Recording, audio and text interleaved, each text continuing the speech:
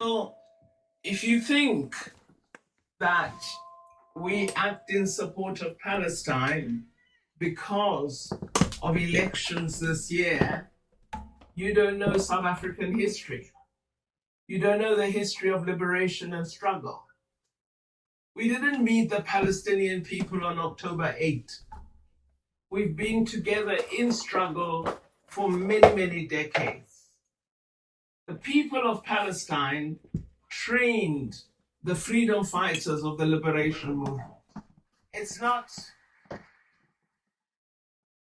this is a relationship of freedom fighters, of activists, of nations that share a history of struggle for justice and freedom. We didn't meet Palestinian people yesterday. This country's leaders, in the course of struggle, led by our then president, Oliver Tambo, did something no leaders have done before. Oliver Tambo went throughout the world because at the time we had nothing. All we had was our desire for freedom. He went from country to country worldwide and said, join us in solidarity. Even if you give us a pin to hold up our trousers and our skirts, do something with us in international solidarity. The concept international solidarity was coined through the work of Oliver Tambo as a facet of struggle, as one of the rungs, one of the principles of struggle, that wherever oppression might occur, whichever corner you live in, if you can act in the interest of those who suffer injustice. This principle is one on which we have fought our struggle as the African National Congress. This principle is why we support the people of Cuba, as we believe no people should be denied rights. No people should be sanctioned for no reason. No people should suffer because of their ideology. They pose you no threat. They can do you no harm, but you deny them access to goods. This cannot be tolerated. And when we see that injustice, as South Africans committed to justice, to human dignity, to equality, all values you prize because they're in your constitution. Values that are not just for you, values that apply to all humanity. As a Muslim, this is what I believe, and I'm glad the African National Congress shares those values. So it is not a matter of yesterday. It is not a matter of the election tomorrow. It's an issue of justice. It's an issue of fighting colonialism. It's an issue of fighting racism. It's an issue of fighting occupation. It's an issue of upholding the Charter of the United Nations, which says every nation deserves their sovereign integrity. The people of Palestine deserve their sovereign right to their land.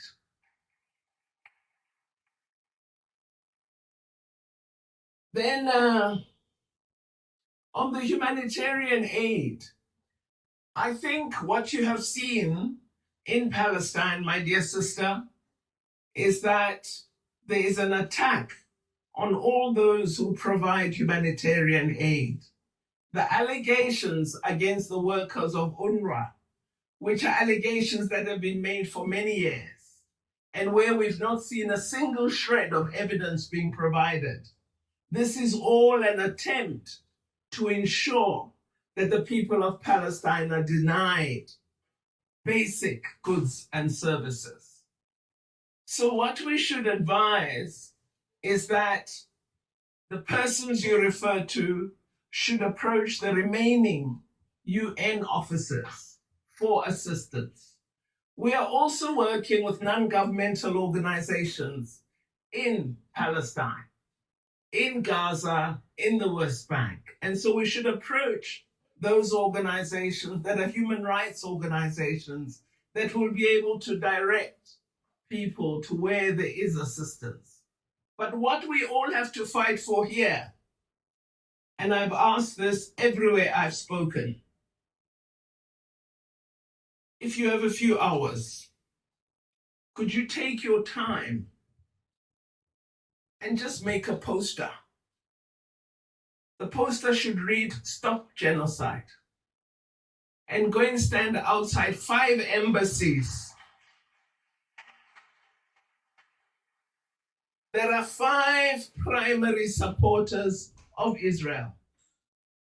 I'm not going to name them for you. You must do your work. As the women in black did for us when we were fighting apartheid, stand up and petition. Stand up and protest.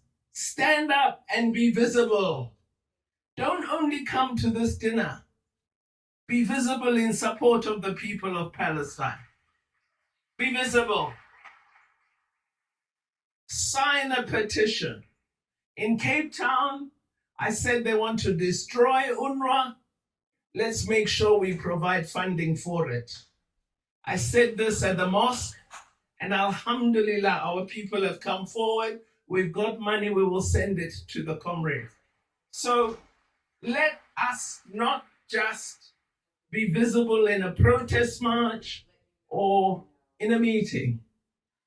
Let's just take 10 of us, not many, and we say, today on Monday, for 2 hours, you'll be at this embassy, you'll be at that one, you'll be every day. It pinches that visibility. But our silence allows injustice. So let us stand up.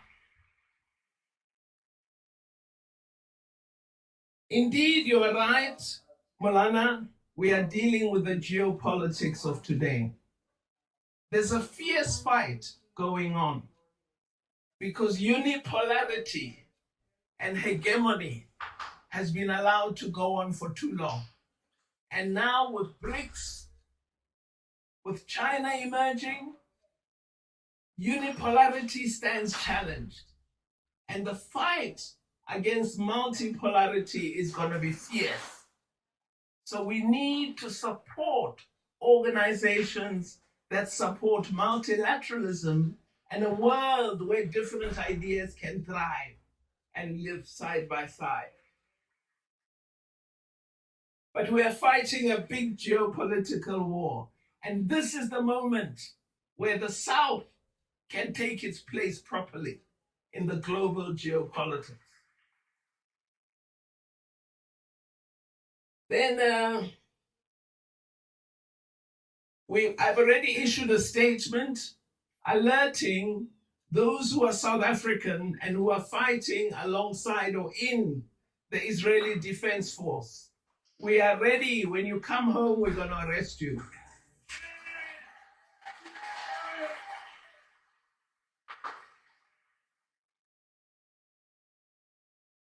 I don't want us to be assigning trivial matters to the government. I believe there are roles the government should play. We must carry on a very good case at the ICJ, but you must be activists. You must also play a role. You must say, thank you, Al. Goodbye. And don't book on them, whatever. Just make it clear how you feel. Really, they're stopping their flights because they don't have passengers from here. And they're pretending it's something big. Finally, I've answered the question about elections. I want to assure you, the gentleman who posed this very important question. You asked a very, very important question. But I want to really say to you, I think we should appreciate who and what South Africa is. Why in 1995 would Nelson Mandela say our freedom is incomplete without the freedom of the Palestinian people? And it wasn't an election, it's the position of the African National Congress. It was then, it is today. And I think I pause there.